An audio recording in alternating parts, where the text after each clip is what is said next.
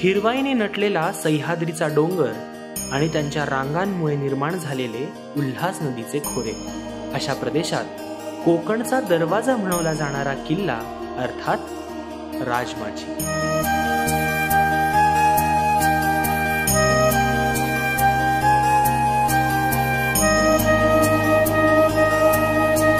या किल्ल्याचे 2 बालेकिल्ले म्हणजे मनोरंजन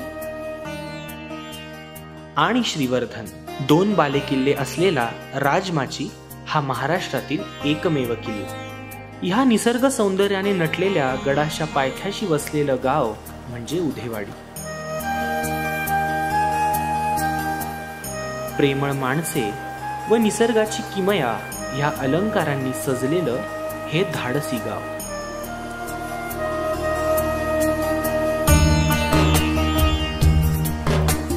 आमच्या गावामध्ये छत्रपती शिवाजी महाराजांचे 2 किल्ले ते खूप चांगलेच नाही पाहण्यासाठी, आणि खाली शंकराचं मंदिर सुद्धा आहे ते पण पुरातन काळाचं.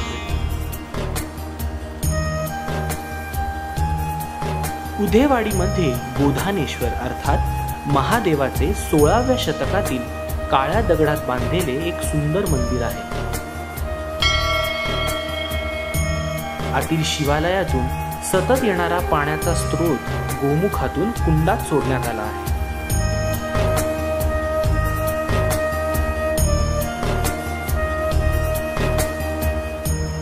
मंदिराच्या समोरील बाजूस असणारा देखणा व भव्य तलाव प्रेक्षकांचे मन आकर्षित करतो. माझं नाव बबन पंगा सावंत. राजमाची उधेवाडी गाव. या गावामध्ये आम्ही वर्षानुवर्षे म्हणजे 4 पिढ्या इथं आमच्या गेल्या. म्हणजे आमच्या आजोबा, पंजोबा आणि वडील आमची 4थी पिढी असणार.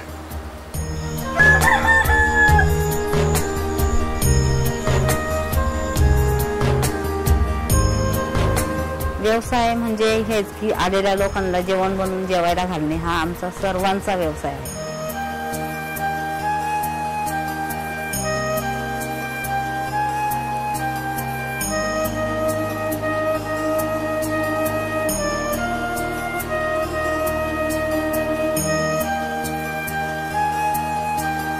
आणि मी त्यामध्ये अंगणवाडीचं काम करते. तसं काय पर्यटक जे येतो कोण गावात आलं तरच चालतं. ते आता मी पाहिले का भरपूर रस्त्याने असतात, पण गावात किती पर्यटक आहे तसं काहीच नाही. किल्ला बघतात जातात. ही परिस्थिती जर निर्माण झाली तर इथल्या लोकांच्या पण संकट येईलच ना. शहरापासून हे गाव फक्त काही किलोमीटर अंतरावर असूनही संपर्क तुटलेल्या एकाकी अवस्थेत आहे. रस्ता खूप खराब असल्यामुळे गाड्या घोड्या तर फारशा जात नाही. शक्यतो रोज आम्ही चालतच जातो शाळेत. पण लोणावळ्याला वगैरे जायचं असलं तर बाईकवर जातो. पण एवढे हाल होतात ना की ते बाईकचे पण सामान घेऊन येताना आमचे पण खूप हाल होतात.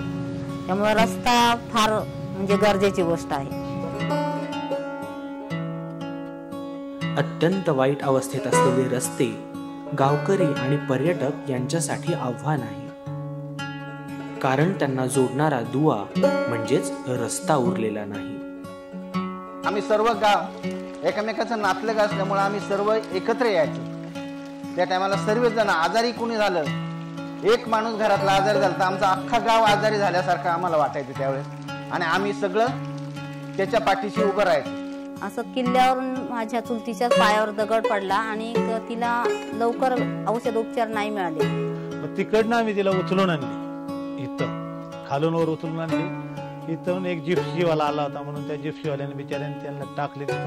जिप्सी शिवाय गाडीच जात नव्हती. गाडी जे येतात ते आता येतात. मी 2-1 वर्ष झालेत साधारण. आज यंदा सुद्धा आताच सुरुवात झाली.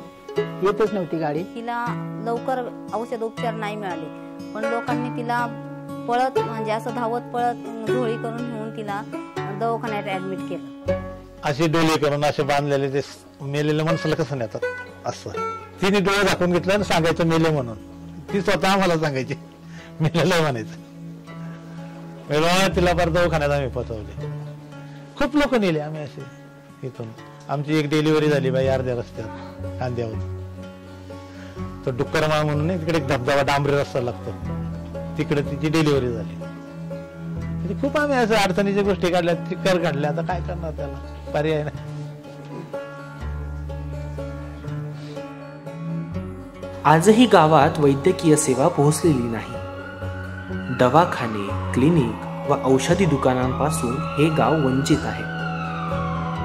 दुखापती, आजारपण आणि अचानक उद्भवलेल्या आरोग्य समस्यांसाठी ह्या गावकऱ्यांना 15 किलोमीटरवरील आरोग्य सेवा केंद्रात धाव घ्यावी लागते. हे मात्र दुर्दैवच.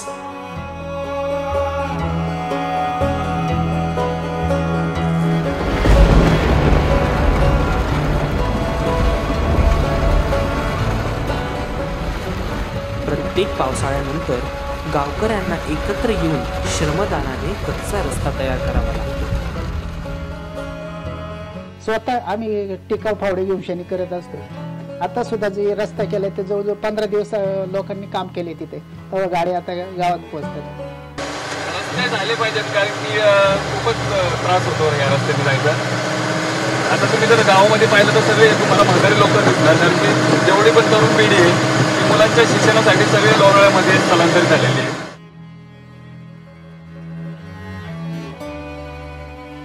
उतारावरची जमीन असल्याने तिथे शेती करणे देखील अत्यंत दुरापासते.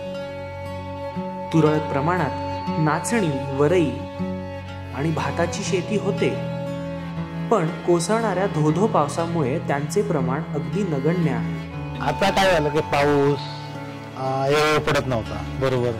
आता 1-2 वर्ष आली पडायच लागला आणि याच्यात जनावरं जास्त झाली. वांढर, भेकर, सांबर जास्त झाले, डुक्कर जास्ती आहे. त्याच्यामुळे ते नासधूस करून टाकतात. आणि काय जंगलातच शेती म्हणलं तर ती काय गावा शेजारी नाही, लांब असतं, त्याच्यामुळे ते पूर्ण नासधूस करून टाकतात. त्यातून काय फायदाच मिळत नाही आम्हाला. गेले 5-1 वर्ष झाले असतील कोणी करतच नाही ते, कारण कुटुंबच राहिले नाहीत. ज्याचं लग्न होतं त्याला नाव घालतो. शिक्षणासाठी नवीन पिढी शहरात गेली व शेतीला मात्र स्थगिती मिळाली.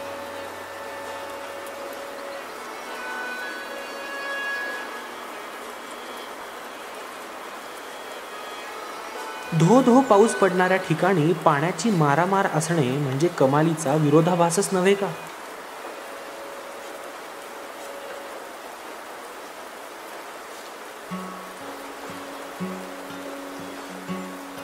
तिथल्या संपूर्ण परिसरात प्रचंड पाऊस पडत असूनही पिण्याच्या पाण्याची मात्र वाणवा आहे.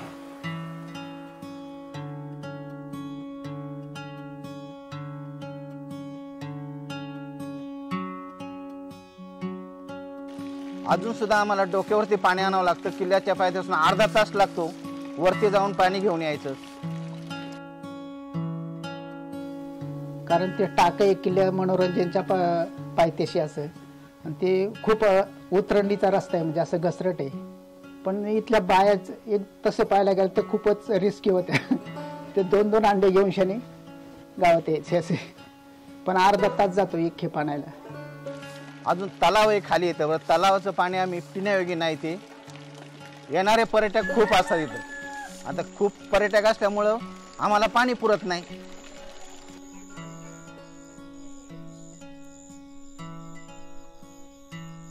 इथं तर आमचे आवश्यक विजेचं काम शासनाने ते करायला पाहिजे. का लाईट असेल तर सगळ्या सुविधा मिळतील.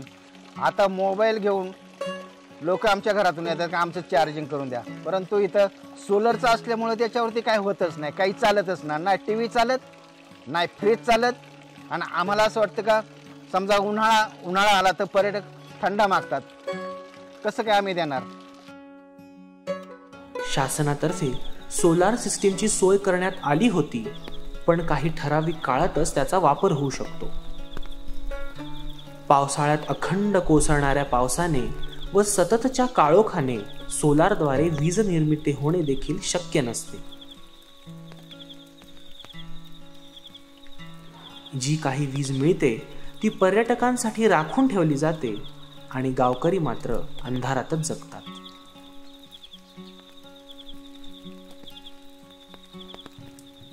तर 2020ला 3 जूनला भयानक वादळ आलं आणि अक्षरशः माझं स्वतःचं घर पूर्ण ओढून गेलं होतं. फक्त या म्हणजे सिमेंटमध्ये भिंती बांधलेल्या होत्या ह्याच शिल्लक होत्या, बाकी पत्रे वगैरे सगळे ओढून गेले होते. छप्पर सगळं गेलं. आता काही लोकांना आली, मला काहीच मदत नाही आली, तर मी सरकारला काय म्हणणार की मला द्या म्हणून? मला काहीच नाही दिलं. मग आपापल्या यांनी केलं, तुमच्यासारखे मित्र वगैरे यांनी मदत करून झालं ते. आणि असे अनेक लोकांचे गेले होते. तेव्हा खूप म्हणजे भयानक वादळ आलं होतं आणि खूप आम्ही घाबरलो होतो.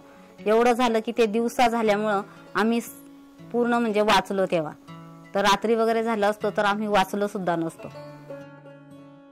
तिथे पुढील पिढी घडवायची असेल तर प्राथमिक शिक्षणाची सोय देखील नाही. काही वर्षांपूर्वी निदान 4थी पर्यंत शाळा तरी होती, पण काही कारणाने ती देखील बंद झाली. मुलांना शिक्षणासाठी पुन्हा लोणावळा गाठावं लागतं. जर नवीन पिढी या गावात शिकलीच नाही तर गावाचा सर्वांगीण विकास थांबणार हे मात्र नक्की. शाळाच नाही म्हणल्यावरती करणार काय? तर मुलांची तर सोय झाली पाहिजे ना. मोठी शाळा जर मोठी झाली तिथे जागा भरपूर आहे, रस्ता झाला, लाईट आली, सगळे लोक परत येतील. आम्ही गावकरी सगळेजण म्हणू की सगळ्यांची मुलं इथे शिकू द्या. एका माणसाला प्रत्येक रूमचं भाडं भरायला लागतं 5,000, 7,000 रुपये. ते पैसे द्यायचे वाचून ते लोक इथे शाळा करू शकतो. आम्ही जिल्हा परिषदेची शाळा समोर आली तिथे शिक्षक आम्ही शाळा होऊ शकते.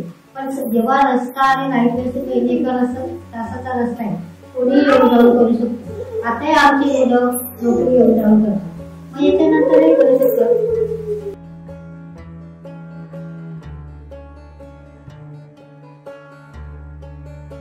आता कसं आहे का, गाव पातळीवरती आम्ही काही पुढं साधारण गेलो तर आमदारापर्यंत जाणार किंवा त्यांना एखादी गाव भेटी मनुष्याने देऊ शकतो ते. पण तिथून पुढचं कुणाला माहिती आहे काय काय कागदपत्र आहेत, काय हालचाली आहेत, ह्या काही झालेल्याच नाहीत ना, होतच नाही. ते आम्हाला आश्वासन देतात, हा ह्या वर्षी नक्की तुमचा दिवाळीपासून रस्ता सुरू आहे.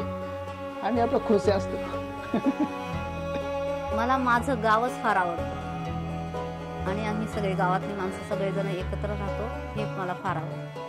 माझ्या गावावर माझं खूप प्रेम आहे आणि राहील, आणि मला माझ्या गावातच आवडतं. ह्या व अशा अनेक समस्यांना मोकळेपणाने आव्हान देऊन त्यावर मात करणारं हे धाडसी गाव.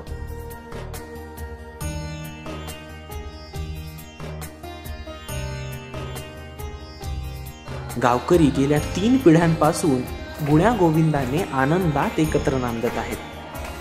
ह्या गावकऱ्यांसाठी आपणच काहीतरी करायला हवं हे मात्र नक्की. चेहऱ्यावर समाधान, आनंदी हसरे कुटुंब आणि हसत खेळत जगण्याचा संदेश देणाऱ्या गावकऱ्यांकडून जगण्याचा मंत्र शिकायला हवा. गावकऱ्यांच्या जिद्दीला आमचा सलाम.